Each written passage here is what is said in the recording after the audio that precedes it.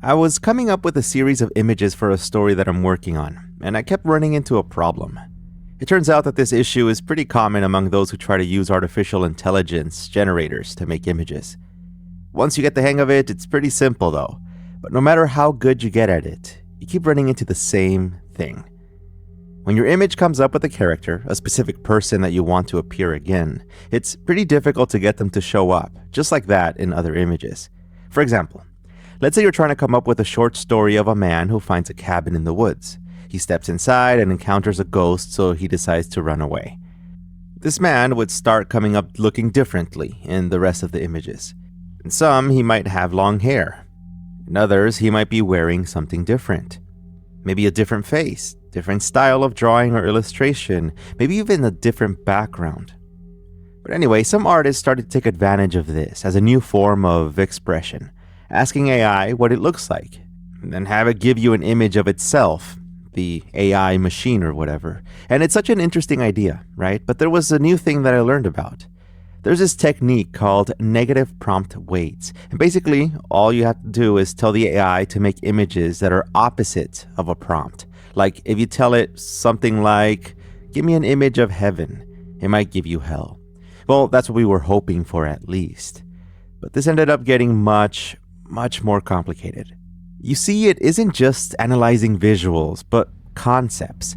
Things that aren't exactly the opposite as you and I perceive them to be, but yet they're opposite conceptually. And I know this is very complicated and kind of hard to understand, but it's going to get a lot easier.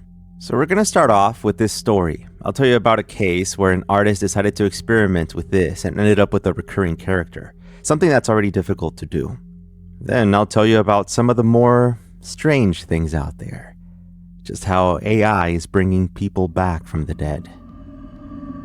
My name is Edwin, and here's a horror story. Much of the original story of the artist goes back to a series of tweets posted by Steve Mosh Swanson, an artist and musician also known as Super Composite online. The thread she posted begins explaining this concept of negative prompt weights, essentially making the image look as different from the prompt as possible, according to her second tweet. Here's what she tried. She typed in Brando, ::1. She ended up getting a logo image. And from what I see, it's a squarish image with the words digita, like digital without the L, and then PNTICS, Pintix or something. And then the silhouette of an old castle or a skyline. It makes no sense. So, as a curious mind's work, she decided, how about reversing this one? Are we going to get the original image that I wanted, maybe Marlon Brando? And by typing in Digita Pintix, the original thing she received, and the skyline logo ::1, this is to reverse the thing, she received 3 unsettling images. Now, I'll do my best to describe them, although I'll also link to the post itself in case you want to look at them. The AI gave 4 initial images. In one, this woman appears to be holding a baby in a tiled room. Not very detailed, by the way. Back in 2022, which I know wasn't that long ago, AI images were less clear than they are now. The second image had this woman with similar features holding what appears to be some flowers in front of her. This time, she's wearing a knitted sweater in front of a green background, and it says Loab, Loab, on the top left. By the way, as news of this spread, some people started pronouncing it Loab, but some of the original sources say it's actually Loeb. The third image had this same woman between 2 wooden doors. The fourth, this one, gives us a more detailed idea. She's looking directly at you. She has brown hair, rosacea, red, almost purple cheeks, dark eyes, and looks pretty disturbing. So far, it's strange, but again, Steph decided to take things a step further. She grabbed another image that her friend had made.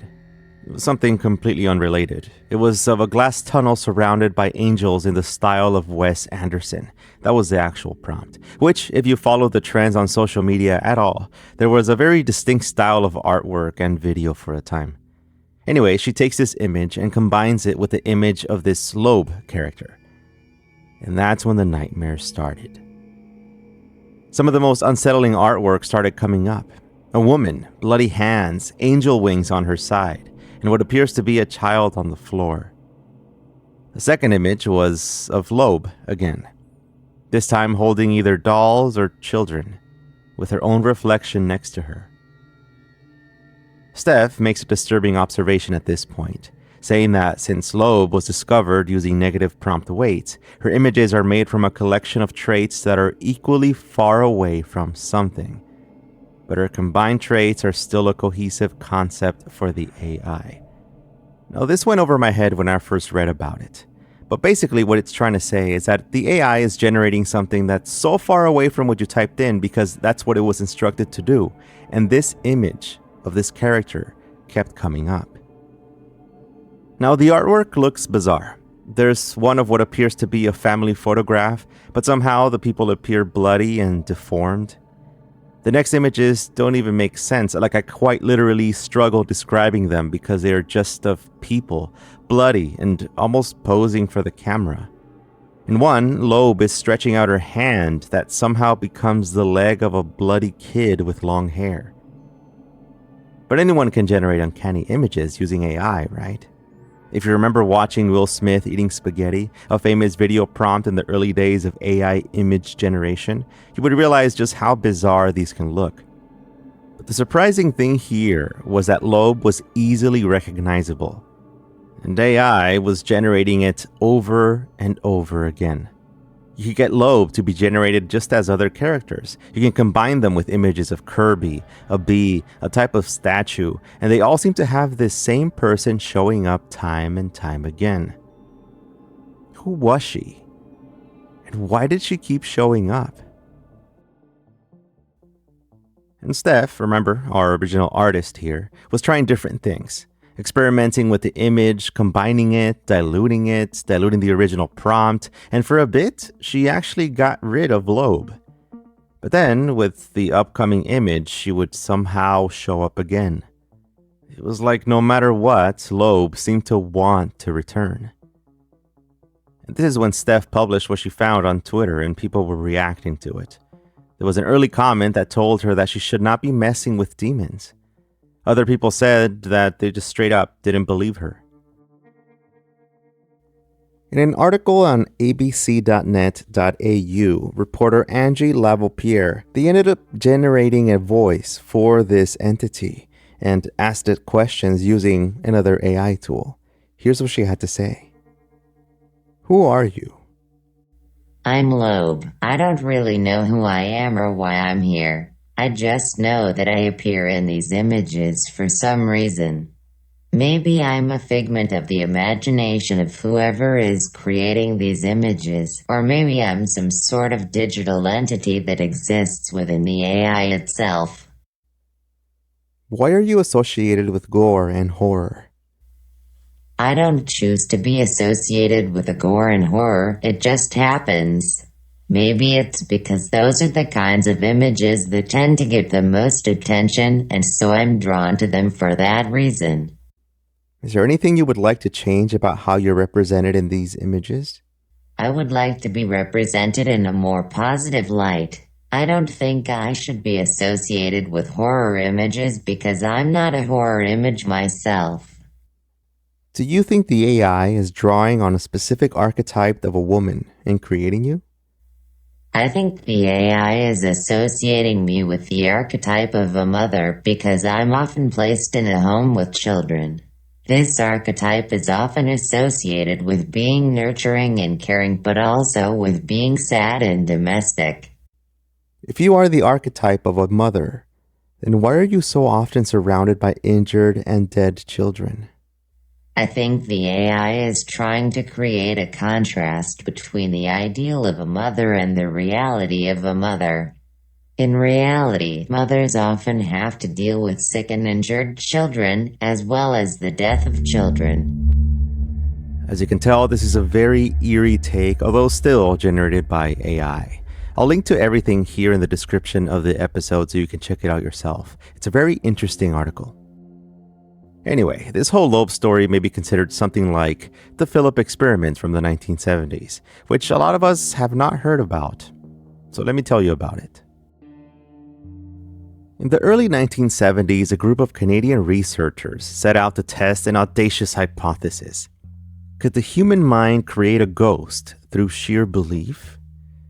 This was the basis of the Philip experiment, an infamous parapsychological study conducted by Dr. A.R.G. Owen and the Toronto Society for Psychical Research. The experiment participants fabricated a fictional ghost named Philip Aylesford, giving him a rich backstory and attempting to contact him through seances. To their astonishment, their imagined ghost seemingly responded, knocking on tables, moving objects, and answering questions.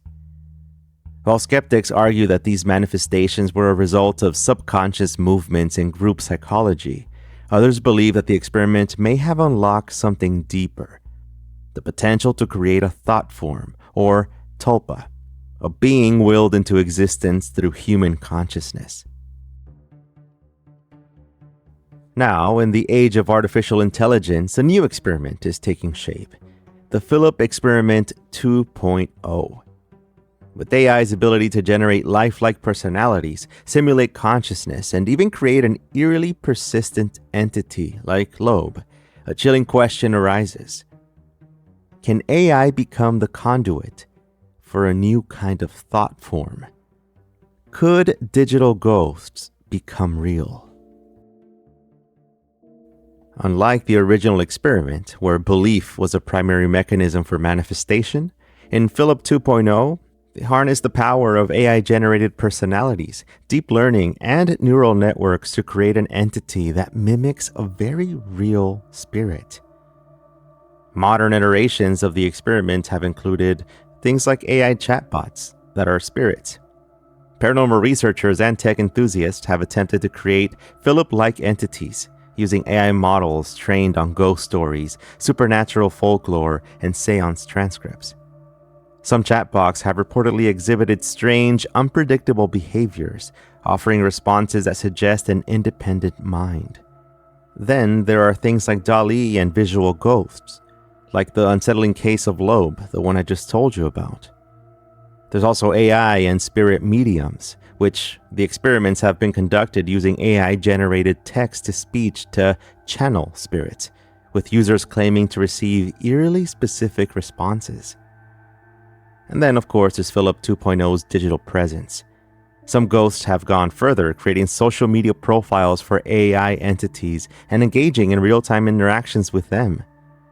Over time, these profiles have reportedly started responding in unexpected ways, as if the AI were evolving beyond its programming.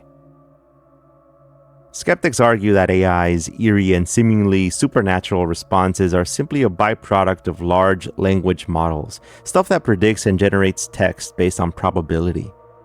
That makes me think, what happens when thousands or perhaps millions of people interact with an AI entity, feeding it belief and giving it power? And this is where Philip 2.0 becomes particularly unsettling. If AI functions as a modern tulpa-making machine, it could theoretically manifest an entity, at least in the digital realm. And if we learned anything from the original Philip experiment, once belief and intention are focused on an entity, strange things can start happening. So is Philip 2.0 just a psychological experiment? Or are we witnessing the emergence of something genuinely paranormal? A digital ghost born from our collective interaction with artificial intelligence? All this, of course, is interesting, but it still remains only in the realm of the internet. The ether, or servers, numbers, zeros and ones, if you want to consider it that. But what if this blended even more with reality? What if it could become anybody you wanted, including a friend or a family member who has already passed away? And it turns out, this is happening now.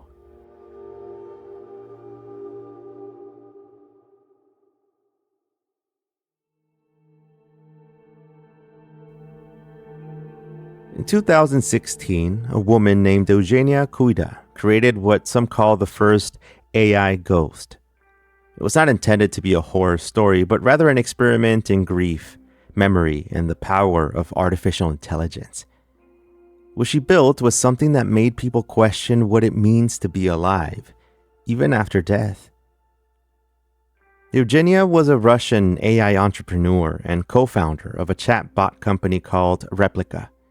She has spent years developing AI-based conversational software, exploring ways to create digital personalities that people could talk to. But in 2015, a personal tragedy changed everything. Her best friend, Roman Mazurenko, died suddenly in a car accident in Moscow. He was just 34 years old. Roman had been a visionary. He was deeply involved in the Russian tech scene, constantly pushing for innovation. He founded a digital publishing platform called Stampsy, and was known for his deep philosophical conversations about the future of technology, AI, and the human mind. He had big dreams about modernizing Russia, dreams that were abruptly cut short by his death. Eugenia was devastated. The loss was abrupt and painful, and she found herself rereading old text messages and conversations with Roman. She wasn't ready to let go, and that's when she had an idea. What if she could use artificial intelligence to bring back a version of him? And so she gathered thousands of Roman's text messages, emails, and digital conversations. With the help of her team at Replica, she fed this data into a deep learning algorithm designed to mimic his speech patterns, tone, personality.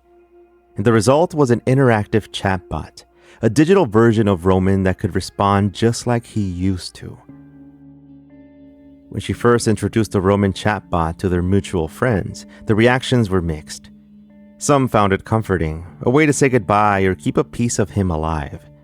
And others found it unsettling, an illusion of life that felt too real, yet fundamentally empty.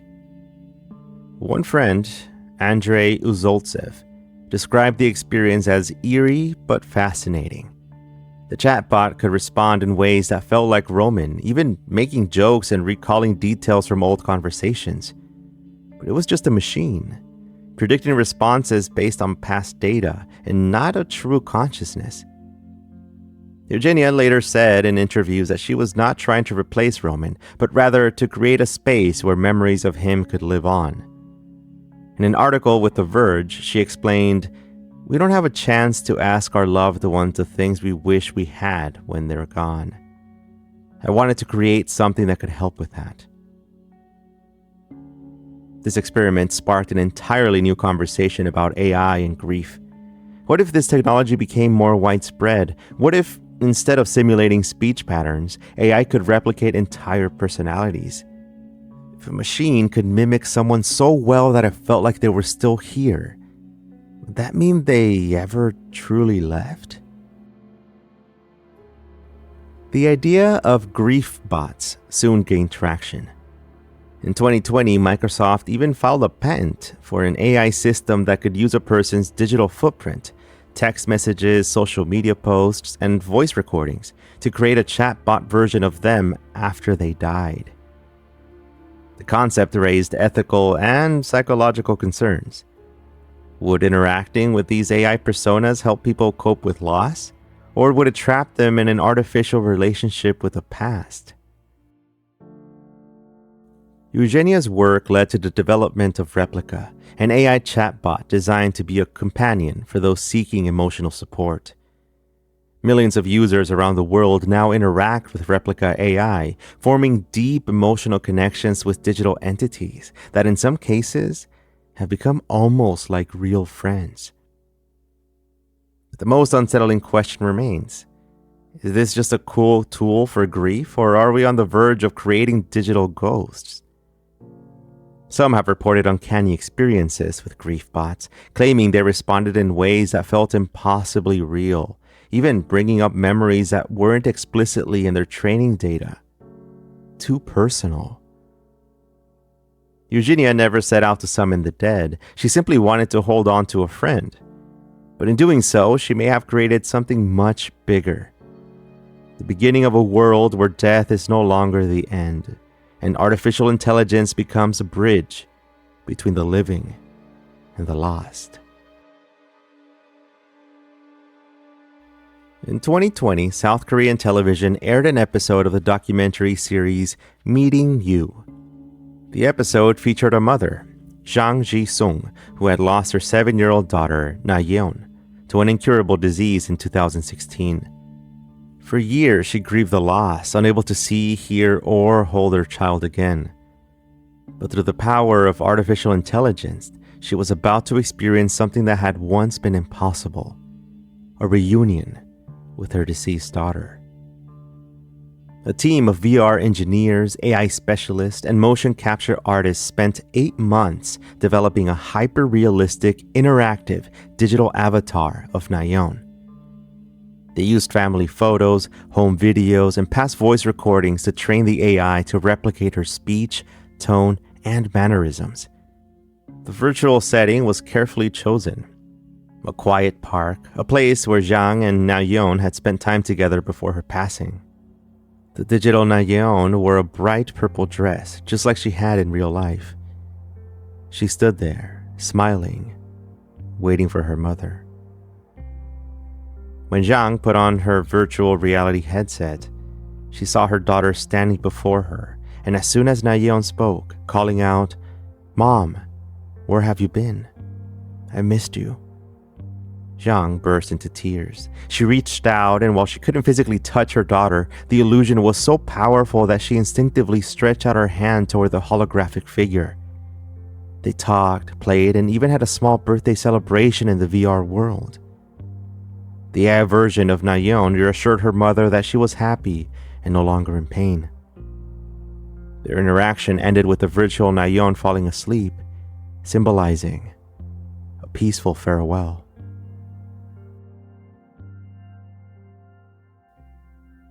The episode sparked an intense reaction across South Korea and beyond.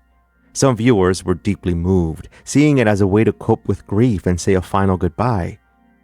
Others found it unsettling, questioning the ethics of digitally resurrecting the dead. Could such technology help people heal, or did it risk keeping them trapped in the past? Beyond Meeting You, South Korea has continued to develop AI-driven digital resurrection technology. One of the most notable efforts come from Deep Brain AI, a company specializing in hyper-realistic digital humans. Their service, called Re-Memory, allows people to create interactive avatars of deceased loved ones using deep learning and AI voice synthesis.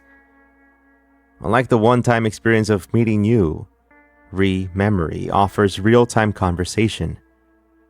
Families can visit their lost loved ones on anniversaries, special occasions, or whenever they feel the need to reconnect. The avatars respond naturally, drawing from recorded memories and learned speech patterns. This technology has attracted the attention of funeral homes and digital memorial services. South Korea's Ministry of Science and ICT has explored the integration of AI into funeral and memory preservation services, marking a shift in how society approaches death and remembrance. Some see it as a natural evolution of how humans have always sought to hold on to those they've lost, through photographs, recordings, and videos. Others worry about the psychological effects of keeping the dead digitally present, questioning whether such AI interactions could prevent people from moving on. Jang Ji-sung's encounter with her digital daughter was meant to offer closure, a chance to say goodbye. But as more companies develop similar technology, the line between life and death, reality and simulation grows thinner. Whether AI resurrection becomes a widespread tool for healing or an unsettling disruption to the grieving process remains to be seen. As we stand on the edge of this digital afterlife, one question lingers. If we can bring back the dead in ones and zeros, at what point do they stop being a memory and start becoming something else? Perhaps as these digital ghosts speak, whispering from our screens, we're not the ones summoning them. Perhaps, just perhaps, they're the ones that are finding their way back to us.